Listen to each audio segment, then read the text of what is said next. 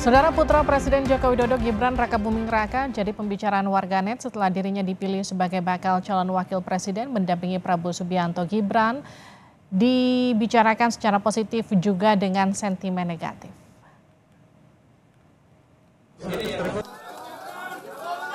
Pengusungan putra Presiden Joko Widodo Gibran Rakabuming Raka sebagai bakal cawapres mendampingi Prabowo Subianto menjadi perbincangan hangat publik. Hal ini terekam dari hasil monitoring drone emprit terhadap percakapan di media sosial sejak Sabtu 21 Oktober lalu. Menurut monitoring, diusungnya Gibran jadi bacawa pres ditanggapi dengan sentimen negatif netizen mencapai 41%. Sementara warganet yang membicarakannya secara positif sekitar 39%. Sisanya yaitu 20% menanggapi pencalonan Gibran dengan nada netral. Sementara di media online, berita soal Gibran menjadi bacawa pres pun mengemuka. Menurut pantauan drone emprit, sentimen negatif di media online 19%, sementara yang positif 56% dan yang netral 25%. Sejumlah reaksi emosi warganet pun dicatat, diantaranya kecewa dengan penunjukan Gibran sebagai bacawa pres, publik percaya pemilu 2024 penuh settingan seperti putusan MK, dan juga reaksi yang menonjol adalah terkejut akhirnya Gibran berpasangan dengan Prabowo Subianto. Pembicaraan soal Gibran mencapai puncaknya pada 22 Oktober malam ketika dirinya dideklarasikan menjadi bakal cawapres dari Koalisi Indonesia Maju.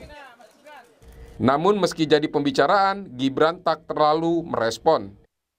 Di akun X-nya pada Minggu malam, Gibran justru membahas soal Liga Inggris. Esoknya nama Gibran masih menjadi trending topik. Gibran kembali mencuit dengan gaya santai. Tetap santuy walaupun sedang trending, cuit Gibran. Di cuitan berikutnya, Gibran bilang akan menyiapkan Piala Dunia 2017 dulu saat disinggung soal Pilpres. Gibran di media sosialnya tidak menyinggung soal pencapresan dirinya. Bahkan hingga kini Gibran belum mengeluarkan pernyataan soal kesediaan maju menjadi bacawa pres, meski Prabowo sudah mendeklarasikan Gibran sebagai bakal cawapresnya di Pilpres 2024. Tim Liputan Kompas TV. Saudara, topik soal Gibran Rakabuming Raka diusung jadi bakal calon wakil presiden jadi percakapan yang ramai di media sosial. Seperti apa sentimen di media sosial, kita akan berbincang dengan founder Drone Emprit Ismail Fahmi. Mas Fahmi, selamat malam. Selamat malam, Mbak Livi. Mas Fahmi, saya mau lihat dulu dari Drone Emprit pantauan soal Gibran di media sosial itu seperti apa? Jadi kalau dilihat media sosial itu sesuai dengan percakapan dari para pendukung ya dan dari netizen juga. Jadi ada kira-kira 3 klaster lah atau 3 tempat klaster. Pendukungnya Anies, pendukungnya Gibran ya Pak Prabowo, kemudian pendukungnya Pak Ganjar, dan katakan 3 itu. Plus satu lagi media. Dan kalau kita lihat pendukung katakan dari Pak Jokowi yang kemudian mengarah ke Prabowo ya, itu cukup besar ya. Pendukung Pak Ganjar juga sangat besar. Sehingga kalau dilihat sentimennya ini hampir besar juga. Ada yang positif, sangat gede juga. Makanya saya juga cukup surprise ya, ternyata sangat besar ya untuk ukuran media sosial, untuk ukuran isu yang sangat kontroversial, politik dinasti ya, dinasti politik. Tapi ternyata percakapan juga yang positif juga cukup besar ya. Dan ini yang muncul ya di media sosial. Kalau di media online kan kebanyakan memberitakan ya, pemberitaan yang disampaikan terkait dengan gerakan dari Gerindra, gerakan dari pencapresan itu cenderung tonnya memberitakan saja, bisa netral cenderung ke positif. Hanya beberapa yang sifatnya katakan dari media seperti Tempo yang sangat kritis. Tapi yang pemberitaan yang sifatnya kritis ini masih kurang banyak ya kalau dilihatnya, sehingga tone di media online cenderung lebih positif gitu. Ya, narasi seperti apa yang kemudian dimunculkan kalau kita bicara soal pembicaraan Gibran di media sosial? Di media sosial yang paling besar itu kekecewaan. Jadi publik menyatakan kekecewaannya yang tertangkap, kecewa atas penunjukan Gibran sebagai cawapres Pak Jokowi. Kemudian ada semacam keyakinan ya, trust bahwa Pilpres 2024 nanti itu akan penuh dengan settingan drama ya. seperti hanya putusan MK sendiri yang dipercayai oleh publik itu adalah settingan. Meskipun dinyatakan oleh Ketua MK bahwa yang dilakukan itu sifatnya konstitusional, ya, mengevaluasi norma. Tetapi publik juga mereka bilang kita tidak bodoh, bahwa ini adalah settingan, pasti ada arahnya ke hubungan kekeluargaan itu. Kemudian yang ketiga adalah ternyata publik terkejut, ada keterkejutan. Awalnya masih ada harapan lah, pemikiran bahwa Gibran tidak akan diangkat oleh Gerindra, tapi ternyata terkejut, ternyata jadi diangkat menjadi cawapres. Sudah dinyatakan bersama-sama oleh para pimpinan koalisi itu.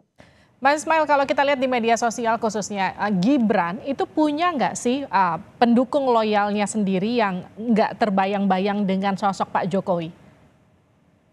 Kalau saya lihat dari tracknya ya, dari sebelumnya, Gibran punya pendukungnya sendiri, tetapi saya lihat masih besar dari bayang-bayang Pak Jokowi, ya, nggak bisa dilepaskan ya dari Pak Jokowi itu sendiri. Ya. Mengingat Pak Jokowi kan sudah mau selesai, jadi timnya itu akan pergi kemana kan gitu, ke Ganjar atau kemudian ke Gibran. Dan selama ini sudah ada tim yang saya perhatikan sangat loyal kepada Gibran ini di dalam setiap postingannya dengan gaya yang seperti tadi dinyatakan dia tidak kelihatan pusing dengan pencalonan. Ketika publik ramai membahas dia malah membahas hal yang lain.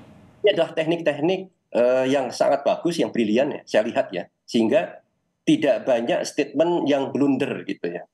Karena tidak banyak buat statement, jadi nggak banyak blundernya. Jadi hal-hal yang sifatnya negatif nggak muncul juga di situ. Jadi publik pun dibuat bingung sebetulnya arahnya kan kemana. Gitu. Mas Ismail, ini yang kemudian jadi pertanyaan juga. Jadi medsos itu dipegang admin atau dipegang Gibran sendiri sebetulnya? Karena ini seperti dua sosok yang berbeda, ketika bicara di medsos terlihat sangat luas, tapi ketika kemudian bicara di depan media mainstream begitu nampak terkesan sedikit kaku. Saya tidak tahu ya, karena nggak pernah ketemu dengan timnya, tetapi semua ini kan tidak mungkin dilakerjakan sendiri ya. Ketika seseorang tokoh itu sangat sibuk ya dengan pemerintahan, dengan bertemu dengan banyak acara dengan tokoh ini, tokoh itu, organisasi ini itu, dan nggak mungkin lah dia bisa fokus menyusun strategi, membaca situasi, emosi dari netizen. Ini harus dilakukan oleh tim. Bagaimana tampil di media sosial, bagaimana tampil di publik, ketika diwawancara dan seterusnya, itu sudah dipikirkan sedemikian rupa sehingga menurut saya yang saya lihat sehingga hasilnya akan positif lah gitu. Dan masih cukup ramai sampai sekarang pembicaraan soal Gibran? Masih cukup ramai. Sebagai contoh lagi misalnya gini ya, Gibran dikatakan kurang pengalaman, ya, dikatakan ikut dari Pak Jokowi, malah bukannya dilawan itu, malah diakui gitu, membuat buku yang menyatakan bahwa ya ini ikut-ikutan Bapak misalnya kayak gitu, yang menyatakan nggak bisa lagi publik kemudian menyerang dengan isu-isu yang selama ini publik lihat itu sebagai kelemahan. Kelemahan itu sudah diakui. Gitu. Ini suatu teknik yang saya kira sangat brilian dari timnya. Oke. Jadi kalau kita bicara sekarang percakapan soal Gibran, apakah cukup bisa menarik magnet anak-anak muda, Mas Ismail? Nah ini yang menarik ya, anak-anak muda kan melihat kadang tidak dari esensi. Misalnya sedikit persentase mereka yang ada di akademisi melihat ini ada politik dinasti misalnya ya, politik dinasti. Kemudian ada yang paham secara hukum ini melanggar konstitusi misalnya, atau konstitusi sengaja dibuat-buat, sengaja diatur-atur misalnya. Tapi yang paham ini kan sedikit. Sebagian besar publik netizen mereka hanya melihat apa yang muncul di media sosial, apa yang muncul di depan mata.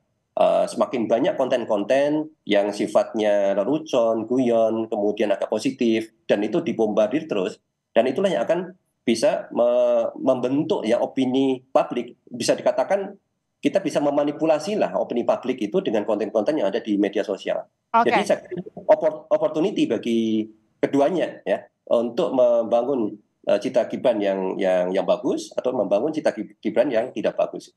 Oke, seberapa besar kemungkinan Gibran bisa menggrab kekuatan anak muda lewat media sosialnya?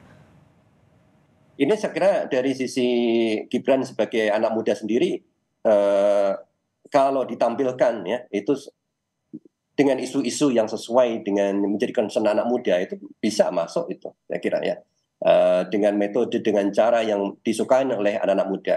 terutama ini TikTok ya kalau saya lihat banyak konten-konten anak muda sekarang generasi Z itu mencari itu di TikTok. Nah, sekarang tidak dilihat nanti konten di TikTok itu seperti apa terkait dengan Gibran ini.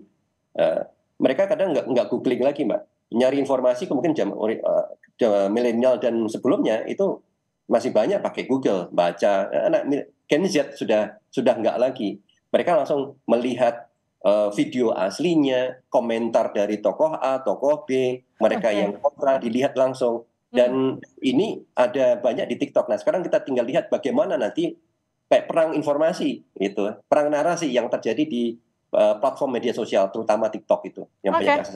Terima kasih Mas Ismail Fahmi dari Drone Emprit sudah bergabung bersama kami di Sapa Indonesia. Malam sehat-sehat, Mas.